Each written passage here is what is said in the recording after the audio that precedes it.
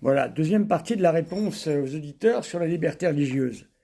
Donc, pourquoi ne me citez-vous jamais? Si vous voulez avancer dans un débat, il faut reprendre les arguments que je vous donne.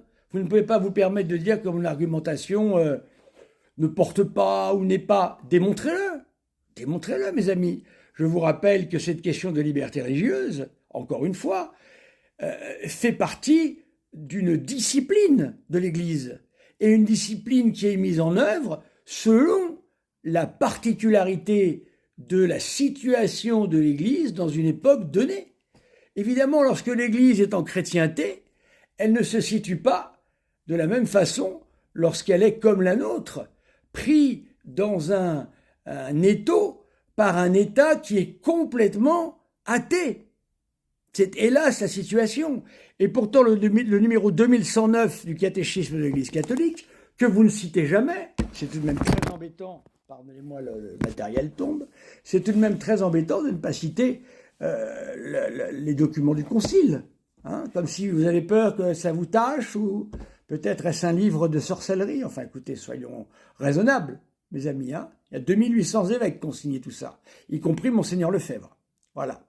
Alors, je rappelle également, j'ai entendu l'avis de ces vacantistes qui nous disent « Ah bah oui, mais nous, on se situe comme les Ariens. » Voilà. On se situe comme contre les Ariens. Dans les premiers temps de l'Église, effectivement, il y avait les Ariens, évidemment. Hein. Lorsque le concile de Nicée en 325 a déclaré hérétique Arius, eh bien, les Ariens se sont arrangés en société d'hérétiques afin de continuer à garder une place dans la société chrétienne. Mais vous ne pouvez pas dire que vous êtes comme à l'époque des Ariens, parce que vous n'êtes pas du côté de saint Athanase, vous êtes du côté des Ariens. Lorsque saint Athanase s'est défendu, eh bien, saint Athanase était du bon côté, puisqu'il était du côté du concile de Nicée, 325. Voilà. Et il avait la foi de Nicée qu'il portait. Une foi qui était contraire, évidemment, à l'hérésie arienne.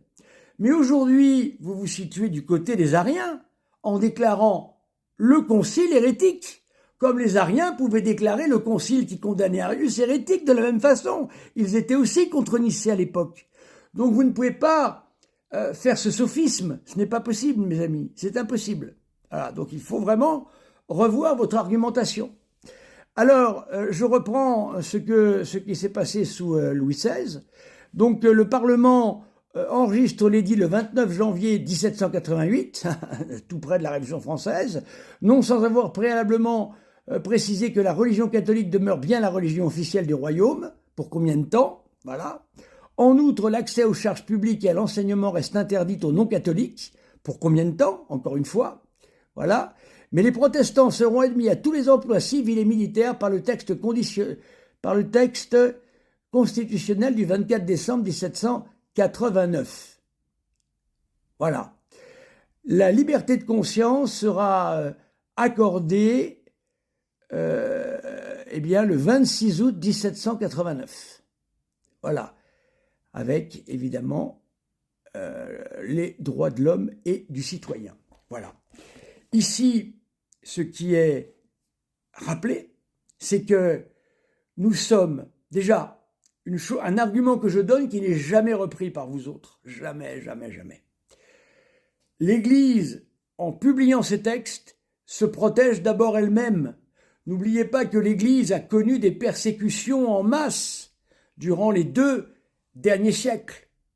Et donc, pour que l'épisode de la Vendée ne se reproduise pas, pour que l'épisode des Christéros ne se reproduise pas, l'Église rappelle que croire est une action proprement humaine et que l'on ne peut pas interdire aux hommes de croire. Voilà. Maintenant, une fois cela dit, l'Église rappelle la liberté religieuse n'est ni la permission morale d'adhérer à l'erreur, ni un droit supposé à l'erreur. Voilà. Cela montre bien que cette liberté religieuse ici est là pour protéger les catholiques et non pas simplement pour se positionner par rapport justement à ce qu'est la notion de vérité catholique, de vérité tout court, dont l'État a l'obligation d'être le garant en quelque sorte. Voilà, très important à comprendre ça. C'est pour ça que ces textes sont difficiles. Vous ne pouvez pas les repousser d'un revers de main comme ça et dire hérétiques. Il faut les travailler, mes amis. Il faut les regarder de près, tous ces textes-là. Alors, ce n'est ni un droit supposé à l'erreur, mais un droit naturel de la personne humaine, y compris les catholiques, dont nous avons tellement souffert durant les 2 siècles post-révolution. C'est-à-dire l'immunité de contrainte extérieure, c'est-à-dire qu'on a le droit, nous, d'être catholiques. On ne peut pas nous persécuter parce que nous sommes catholiques. J'ai l'impression que vous vivez sur une autre planète. Très franchement, hein. On se rend compte comment, avec Louis XVI, comment est-ce que, et puis même avant, il y a eu beaucoup d'édits de tolérance vis-à-vis des protestants. Nous sommes entrés dans une autre ère, une ère dans laquelle nous ne sommes plus en chrétienté. Comment peut-on demander à un État laïque, athée la plupart du temps, des nations modernes, comment peut-on leur demander d'être les garants d'une vérité qu'ils ne connaissent pas et qu'ils ne portent même pas pour eux-mêmes? C'est toute la question. La question, encore une fois, c'est la place de l'Église dans la société actuelle. Voilà, ça, j'ai l'impression que vous n'en avez cure. Voilà, si vous en avez cure, un jour, il va vous en coûter parce que vous ne vous rendez absolument pas compte du monde dans lequel nous vivons, pardonnez-moi. Voilà. Voilà. Donc, mes amis, j'espère que vous allez prendre en compte les arguments que je donne afin de les discuter.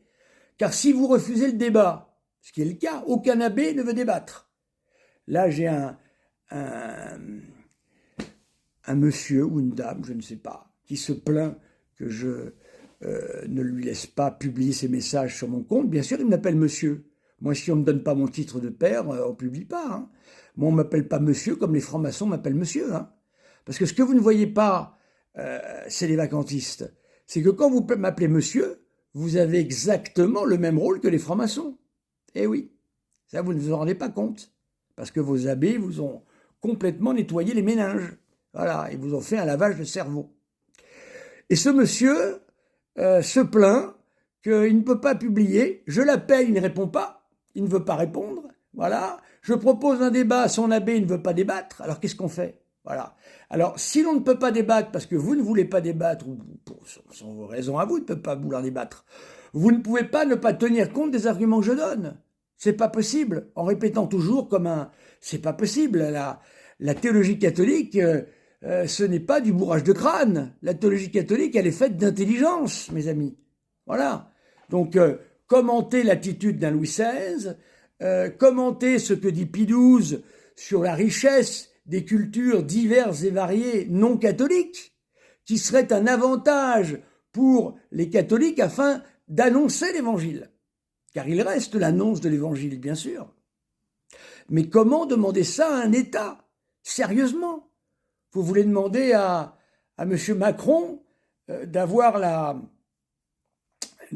responsabilité d'annoncer la vérité. Mais c'est grotesque, vraiment c'est grotesque. Voilà.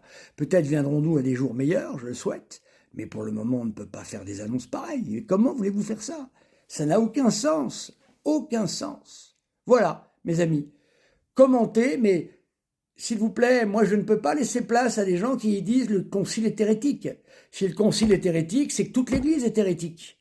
Si les 2800 évêques qui ont ratifié le concile sont tous hérétiques, y compris Monseigneur Lefebvre, bien sûr. Alors il faut savoir, voilà. Donc si tout ce monde-là est hérétique, il n'y a plus d'Église catholique. L'Église n'est plus indéfectible. Voilà, notre Seigneur nous a dit que les portes de l'enfer ne prévaudront pas. Bien, elles ont prévalu. Voilà, alors il faut en tirer les conséquences. Donc, débattez avec les arguments que je donne. Vous ne pouvez pas les fouler aux pieds, c'est pas possible. Sinon, à ce moment-là, ça sert à quoi de discuter? À plus rien du tout. Merci mes amis, à bientôt.